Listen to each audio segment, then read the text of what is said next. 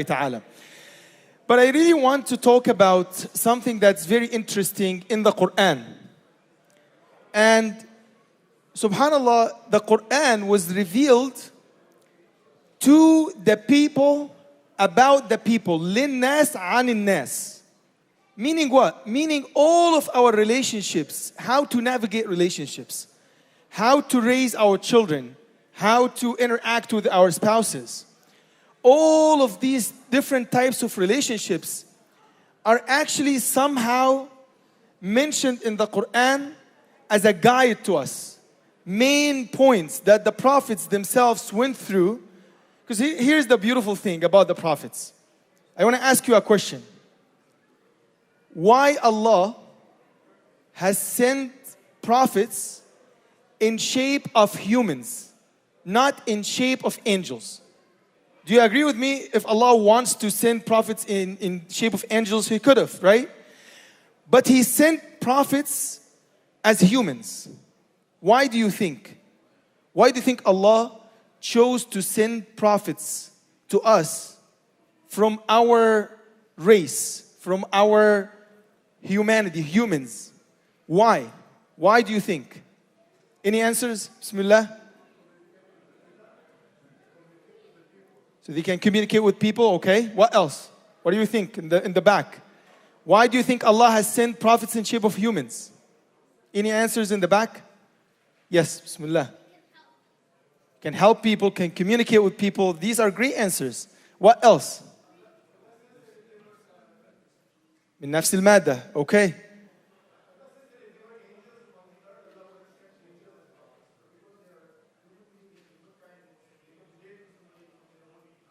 Beautiful answer. What's your name, brother? What's your name? Fuad? May Allah bless you, Fuad, and may Allah bless you all. He said it, mashallah, so we can relate to them. If you think about it, prophets are humans. They have the same human characteristics. They go through what we go through. Sometimes they go through a phase of sadness. Sometimes they go through a phase of happiness. Sometimes they're happy, sometimes they're sad, sometimes go through difficult time, sometimes they go through pain, right? Sometimes they go through pleasure. Every feeling that we feel, they experience the same. But the difference is, these are the best versions of humans. So the way they navigate these emotions, the way they navigate these feelings, is a guide for all of us to sit down and learn. Now, how these prophets went through these difficult times. How did these prophets raise their children? Have you thought about it? The Prophet ﷺ had sons and daughter. You know the daughters of the Prophet ﷺ. What's her name? Fatima radiallahu anha. How did he raise her? I believe this is the most important part of the seerah, by the way. Is this human interaction. How the Prophet ﷺ navigated the death of a family member, his own wife. How did he go through that phase of grief? How did he make it? How did he feel when he buried his own son Ibrahim and he was just standing on his grave? How did he feel? How did he navigate this? These are all feelings and human interactions that the prophets themselves went through. And so today, I just want to focus on one aspect. Because I see, mashallah, many of you are, mashallah, parents and young young adults. And I think it is relevant, just like the prophets are relevant to us as humans. I think this subject is relevant to you and me. I'm a parent, and I'm assuming that many parents are here in the room and sisters upstairs. I want to mention two things. Now, as we're having children, in psychology, they start talking about the development of these children and what to do raising your child after birth. Okay, so once the baby is born, now they tell you, well, these are different phases that your baby is going to go through, and some tips and whatnot. That's the Western psychology. In Islam, we have different approach. In Islam, Allah subhanahu wa ta'ala has mentioned in the Quran that we should be even concerned about our children prior giving birth. I'll tell you something. Before even getting married, you should be concerned about your children, your future children. You know, one of the rights upon your future child is who are you going to choose as a spouse. And then after getting married and having a spouse, now if you decide to have children, then you should be concerned about your child from now. Not when giving birth. I've been doing youth work for almost 15 years. And I see a lot of parents coming to my office having a lot of concerns about their children. And they bring their children with them sometimes, and sometimes they just, go ahead and open up to me and talk about their struggle with their children. And I ask, the first question I ask, how old is your child?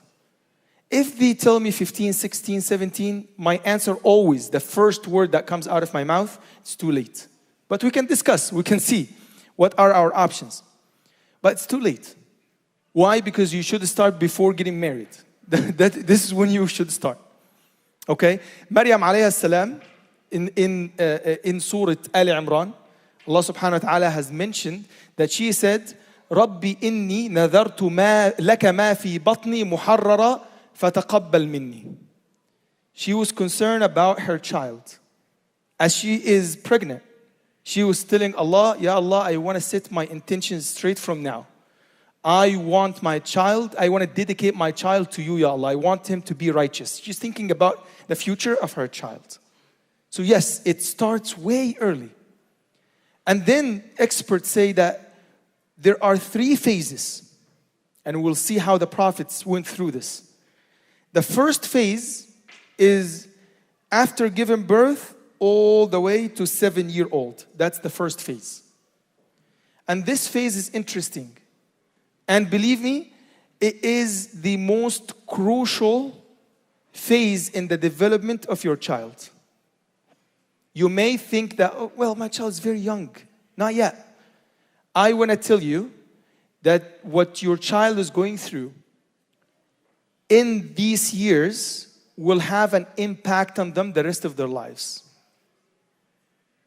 And your relationship with your child at that age has a massive impact on your future relationship with this child in the future. We see how there is a huge disconnect between parents and teenagers. And I believe that it has to do with that age from 0 to 7. From 0 to 7 is the most difficult phase to actually raise a child.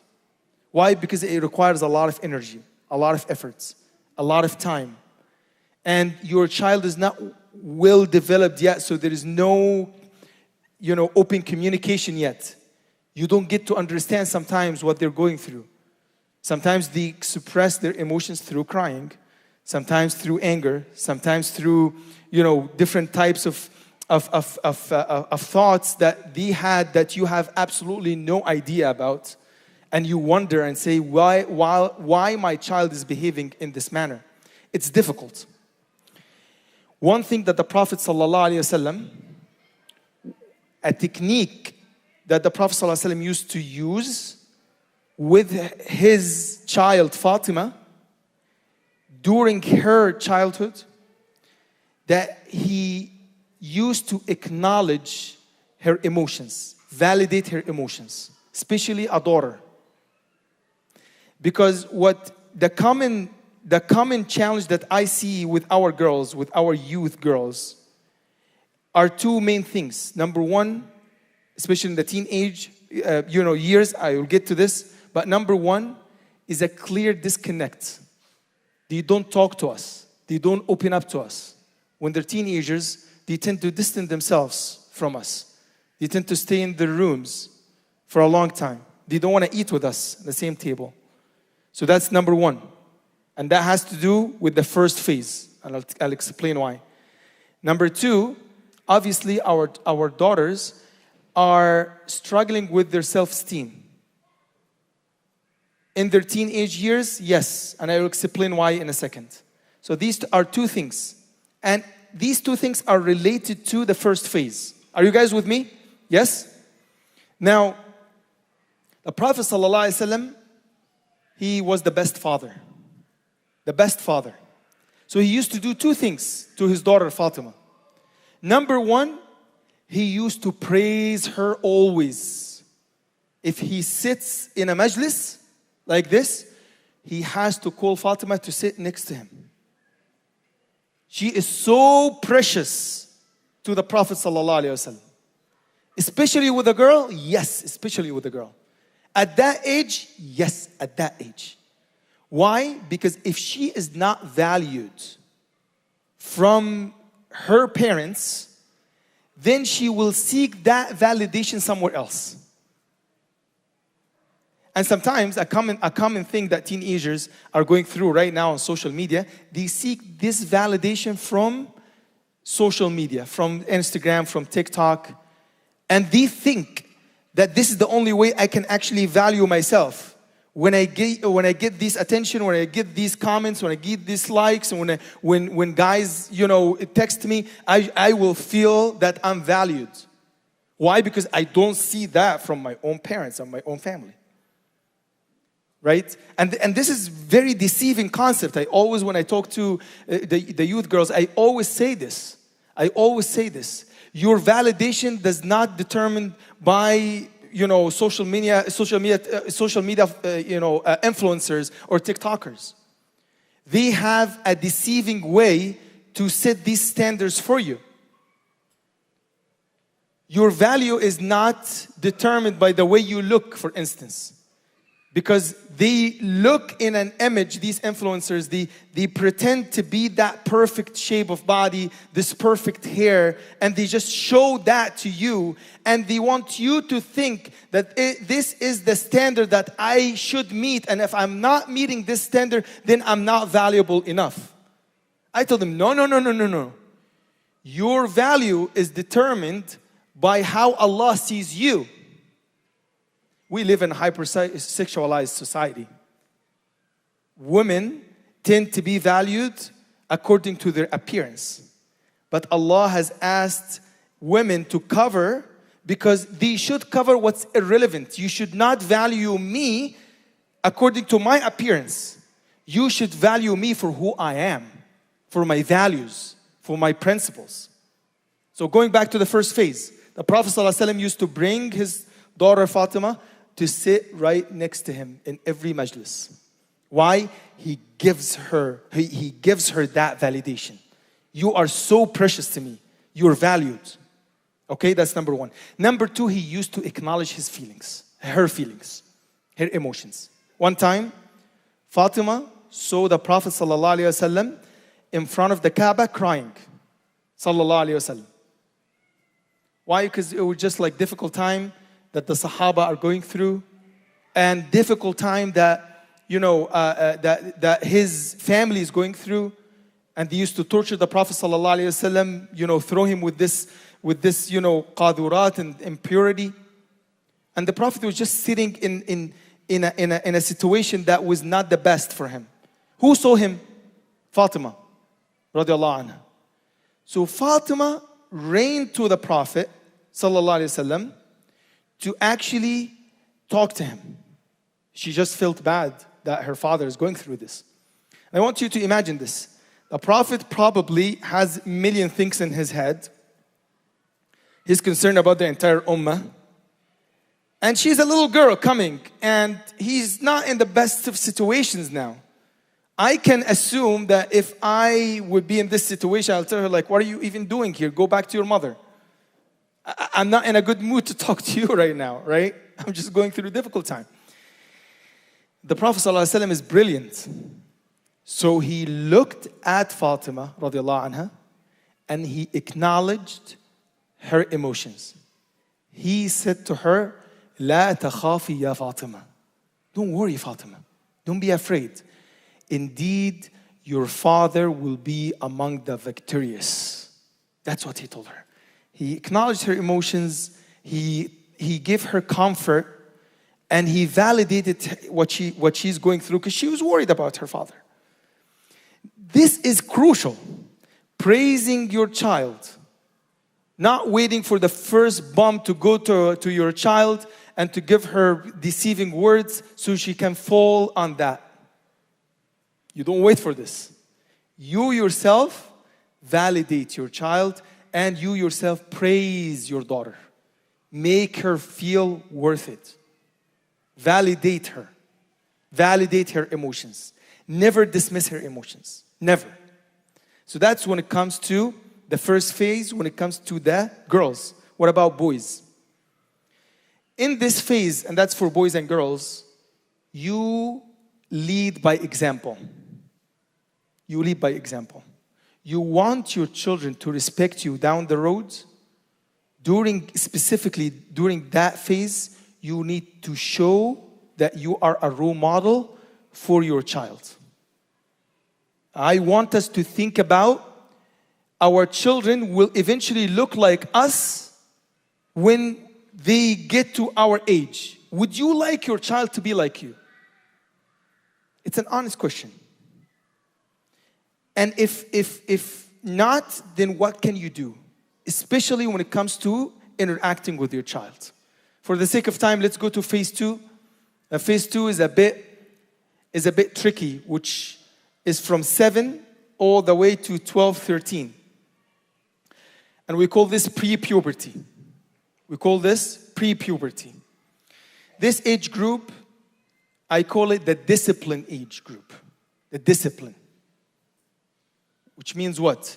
Which means that you eventually are going to say no to things. This is the time where your child is growing and is in a phase of real development.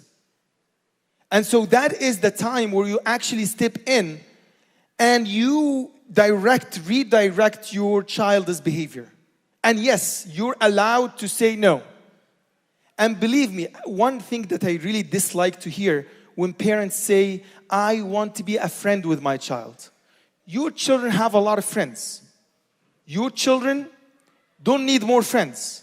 Your children need parents. You can be friendly with your children, but you don't want to be a friend with your children.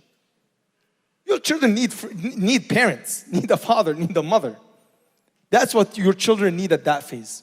For the sake of the time, let's go to phase 3. There are a lot of layers, a lot of details. Inshallah, if Allah wills for me and you to meet again, we can talk more about that. But the third phase is the phase where you are going to see what you have invested. That's why I say to parents, it's too late. When they come to me at the age of 16, 17, 18, it's too late. Too late. You missed out all of these prior phases. Before birth and then after birth and then from 0 to 7 and then from 7 to 12 or 13. You've missed all of this. But it's never too late. But you should have started way before that. Now, I always advise the following when it comes to this age group. I say, listen more and advise less at that age group. Why? Because you need to build trusts between you and your child at that age. Your children at that age think that they actually figured it all. Khalas, that's it. They know it. And at this point, they're looking for resources to validate their opinions. They have certain opinions, certain ideas, their worldview, and they're looking for resources to validate what they think or to shift what they think. But in a clever way. It's not going to work if you go and discipline. You see how I told you from 7 to 12, 13, 14, discipline? At that age, less of a discipline. You need to build this trust. And the age of 14 all the way to college. Age of trust, building trust. I want my child to look at me as a resource. Because he or she will look for a resource. They will look for resources. Either you want to be that resource or you want to give it up. It's up to you. And one common mistake that sometimes we make, inshallah, I will stop after this because I don't want to take too long, and I want to listen if you have any questions, inshallah. One common mistakes that we tend to make is that we actually try to raise our children in the same manner, same way that we were raised. You're following? Ali ibn Abi Talib radiallahu anhu said something very powerful, very beautiful. He said, علموا أولادكم غير ما تعلمتم لأنهم خلقوا لزمان غير زمانكم. Bring your children in a manner, raise your children in a way that's different than yours, than how you were raised. Because they were created in a generation that's different than yours. Your children were created in a place, in a time, challenges that's completely different than yours. So you can't use the same exact, techniques that your parents were using. When it comes to, for instance, when I see parents are still committed to raise their children with violence, like physical, they get physical with their children. And I tell them, Habibi, Akhi, you are damaging your son or your daughter.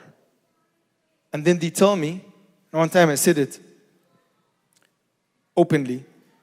They told me, no, we used to get beaten and now we came out great.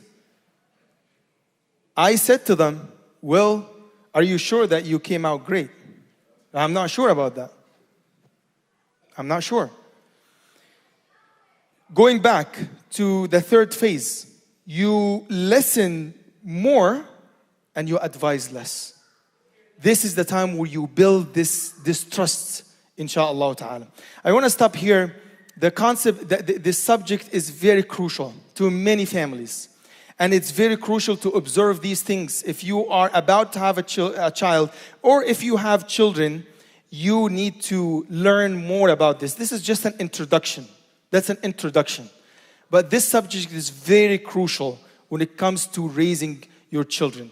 The last thing that I would mention for today's lecture, inshallah ta'ala, there is a difference between raising your child and taking care of your child. There is a difference. If you are working hard and providing for your children and your home, and making sure that you cover all of their needs, and you make sure that they go to school, and they go to a proper school, you get them proper clothes, you get them a meal on the table. This is great. You're taking care of your child. You're not raising them yet. You're not raising them. You're just taking care of them. Raising your child, it needs a commitment. Time-wise, commitment. It needs a quality time that you actually need to spend with your daughter and your son. Last piece of advice, I keep saying last piece of advice because I'm just very passionate about this subject. If you are, and I know there are different age groups, right, in front of me. And so if you are about to marry, I highly advise you to actually educate yourself about the subject of raising children. And if you just got married and you didn't have children, I highly recommend you. There are many amazing resources when it comes to tarbiyah. And if you have children, I highly recommend you to actually educate yourself about this subject. As Allah subhanahu wa ta'ala أن يحفظ لنا أبناءنا وبناتنا يا رب العالمين. May Allah subhanahu wa ta'ala guide our children, our youth to the right path يا رب العالمين, and keep them on the sirat يا رب العالمين, and make them the coolness of our eyes يا رب العالمين. جزاكم الله خيرا. Open up the floor for any questions and answers inshallah ta'ala.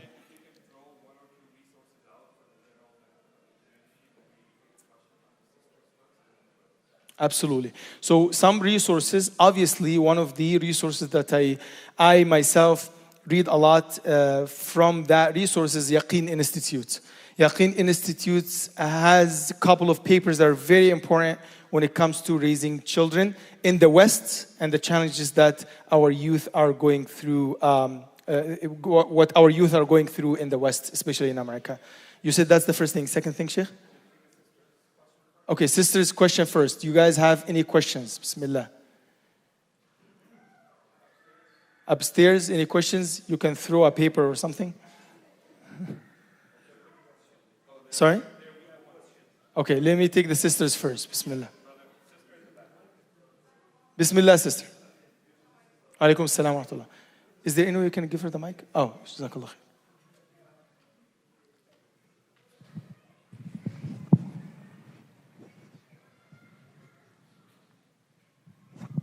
Jazakallahu khairan. Assalamu alaikum. I have been recently interested in the part of Seerah where it can be like an area where you can break down the akhlaq and tarbiyah from a perspective specifically of akhlaq al-Quran or the Sunnah al-Rasul in a way that makes it simple, like a curriculum to teach kids. Yani a lot of times, let's say I want to give an example and I want to hear from you. Like let's say you feel one of your children has a problem with patience or fear, or you want him to be more strong for a boy, and then you decide that this child needs martial arts, for example, or he needs to do more of activities because I want to teach him 1, 2, 3. I was thinking recently, is there anyone who put together like something you can follow to like almost like a curriculum of al-akhlaq to teach kids, like let's say sabr or so, or is the life is what's going to teach them and you're just there to give them advices? This is something I have been thinking about. I don't know what exactly the answer is. Jazakallahu khairan. I think Yaqeen Institute has an amazing curriculum for about this topic. I highly recommend you to look it up, and if you can find it, please find me after this lecture. I'll show it to you, inshallah ta'ala. I think you will benefit from it a lot, bi'idhnillahi ta'ala. طيب, any other questions? Bismillah. Yes, akhi. وياكم.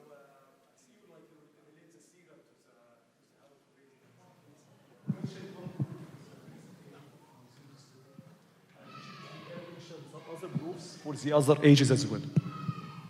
I didn't hear you. So you mentioned some proof from the Seerah on how to like praise your kid when it's from 0 to 7.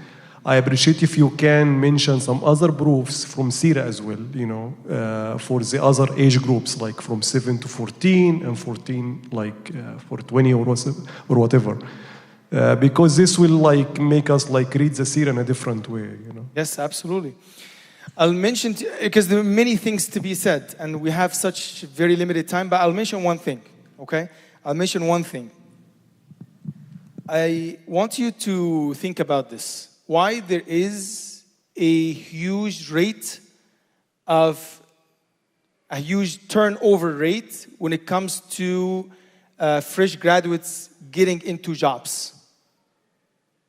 That's number one. Number two, why there is a huge divorce rate in the first 5 years of marriage. I want you to think about this. And to me, the answer is our boys, our young men, are very quick to quit. Why? Because they were not trained to be at some point uncomfortable. Going back to what sister mentioned. Our children need to be uncomfortable. Our boys need to be uncomfortable. Because this is how the Prophet ﷺ raised the young men at the age of 15, 16, 17. Now you're ready to go to battles. Now you're not a baby. You're not a kid anymore. Even though it's very uncomfortable. Or you're going to Furusiyya, or you're going to Rukub al-Khayl. You actually are going to learn how to be a warrior. At the age of 13, 14, 15, yes. So in our community, Sheikh Jawad, we actually have a program that's called Manhood Moves. And we have to have our children, the last big event that we had to push our young men to walk 6 miles hiking. and then being uncomfortable walking in the heat, and then going there and not missing a single salah for 3 days, and being with normal tents that they built and they have to survive. At some point, you will have to raise your child to be uncomfortable. I know out of the love to our children, we give them what they want and we provide to them what they want. But to raise a man, you will have to put this man in uncomfortable positions. Look at all prophets. They went through series of difficulties in their lives, in their childhood. Prophet Youcef has to be thrown in a well. And then after this, he had to be sold into slavery. And after that, as an honorable man, he was accused by sexual harassment. And after this, he was thrown in jail for no reason. After this, he became the minister of finance and a prophet. From that, I would say, immature child who had that hard feelings towards the hatred that his siblings have towards him, and he went to his father and he told him, Ya abati inni ra'aytu ahada ashra kawkaban. I had this dream. I want you to advise me how to navigate this. My siblings, are treating me not the best way. He is a child still developing to the first minister of finance now and a prophet. Prophet Musa, same thing. You will find this as a recurring theme in the lives of the prophets. Prophet Musa alayhi salam, from a man who killed this Israelite by mistake, just because he saw him humiliating one of the servants of Pharaoh. And at some point he was jobless, he was homeless, he was looking for marriage, he was looking to establish a family, he wasn't able to do so. He went through a series of difficulties. Now he became Prophet Musa, who's the one who's standing right in front of Pharaoh and challenging him. And then now he's in front of the sea, and the army is right behind him. And his companions told him, Inna la mudrakun. That's it, they got us. There is no way we can make it. The last scene of Pharaoh. They told him, Inna la mudrakun. There is no way. The Pharaoh army is right behind us. And the sea is right in front of us. There's no way we can make it. Musa alayhi salam said, Kalla inna ma'ya rabbi sayahdeen. He said, no. Indeed, Allah is with me and Allah will show me a way out. See the huge transformation. From a man who got angry at this man who's humiliating one of the Israelites, to this man with tama'nina, with certainty, with yaqeen in Allah. He went through a series of events in his life, series of uncomfortable positions that he went through to make him that prophet. So yes, during that age group, I would advise, if we're raising men, we need to raise men. We need to raise men. We need to raise men, inshallah ta'ala. Barakallahu fikum. Last question, bismillah. I think I can amplify, it's okay. Thankfully, you amplified also a case. Talk louder, yeah, Imam. Thankfully, you actually touched on part of what I'm going to ask or contribute to the discourse with regards to making kids or our family sometimes very uncomfortable. Yeah. And in Western societies such as this, of course, it comes across based on exactly what you said earlier. It comes across to people as dehumanizing or not taking active care or very good care of said children when you deny them or put them into uncomfortable positions because people automatically are not used to being put in uncomfortable situations. And you also spoke about the difference between taking care of kids and actually partaking in the activity of raising them. Of course, one precedes the other. You cannot raise a kid without taking active part in looking after that person. But of course, you can take care of someone without raising him. But my question or my problem with aspect of the presentation, it's the analogy you gave with regards to not raising kids in comparison with older generations. It does sometimes appear that we seem to put everything into bad perspective, that our parents or those who came before us were not treated well. Yes, we can contextualize it and say there are certain aspects. Virtues are virtues. It defies time, it defies space, it defies territory. Even right from creation, from Prophet Muhammad sallallahu alaihi wasallam to today, there are certain vices that cut across time and space. And so it is also important that we give certain examples that seem to distinguish clearly between certain things that we take for granted that was visited upon us or when we have been taken care of by our parents, in contrast to how we are also taking care of kids today. But it does appear that we should completely change our mind and focus. How we were taken care of should be markedly different in substance and context with how we are supposed to also take care of our kids or future generations. So if you can maybe make that a bit clearer. There are certainly things that are good in the past that could also be used on kids today, and it continues. And there's no doubt. There's no Jazakallah khair, akhi, for your comments and for your question. There is no doubt that needs, challenges have changed from the past to now. And the advice that I give is Ali ibn Abi Talib's advice, because he understood that there are certain ways of raising your children that will be adjusted according to the time and place that you live at. The way I raise my children back home will be different than raising my children here, because the needs are different. What they go through in a daily basis, and just because of the limited time, I can give you many examples that our children go through here that they would never be exposed to back home. And therefore, you will have to evolve and have new techniques, new tarbiyah techniques, new ways of raising your children to be able to just keep up with everything that is happening in this very fast-paced society. Otherwise, you will lose connection. And we see this many times when parents are coming and they completely lost connection with their children.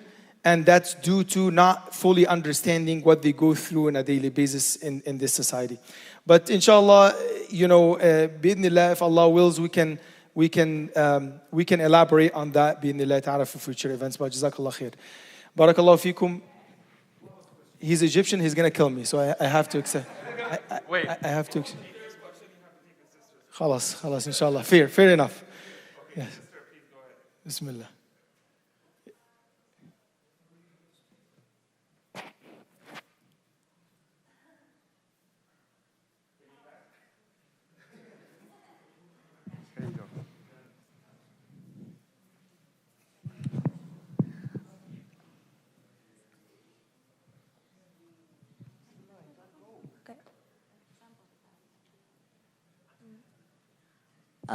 So, about the examples you gave about the prophets going through rough experiences in their childhood,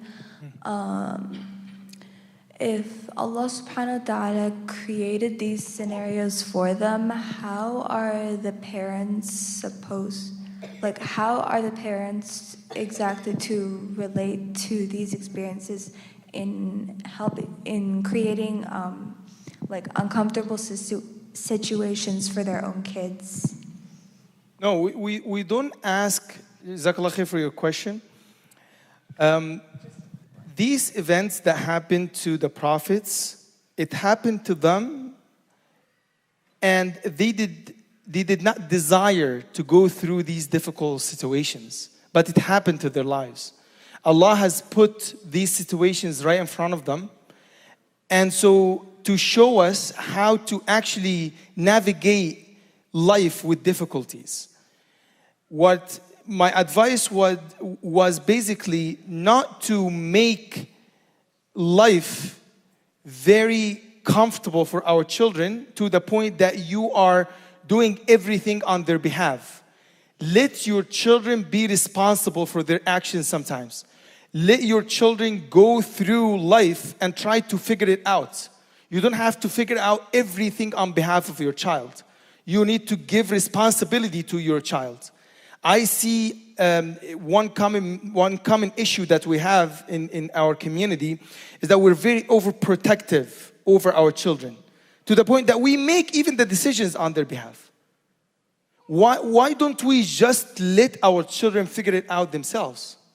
They need to have that sort of independency and to make these decisions and face the consequences of these decisions. This is how life is. Otherwise, you will be a baby. A man, but in a shape of a man, but a mind and a heart of a baby. This man would not be able to navigate life.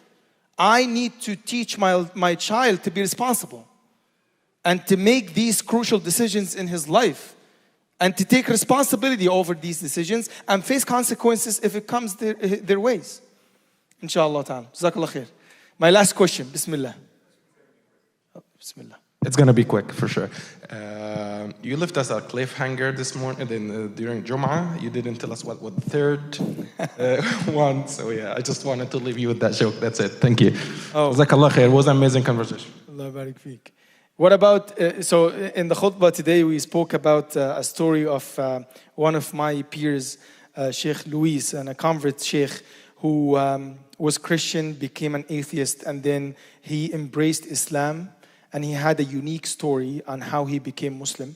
And as he was reciting the Quran and going through the Quran, 3 things that hit his mind and 3 things that hit his heart.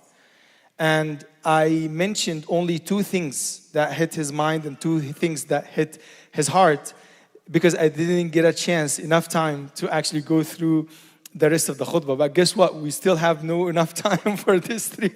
But inshallah, one day, bi'idhnillah ta'ala, we can continue the story of Sheikh Youcef, bi'idhnillah ta'ala.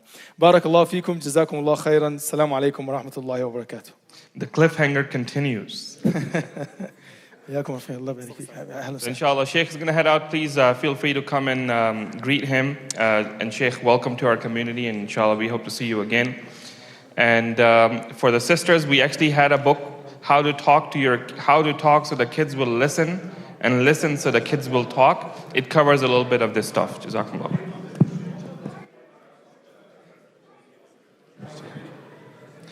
Brother Mustafa Muhammad Hussein. Anybody here? Mustafa Muhammad Hussein.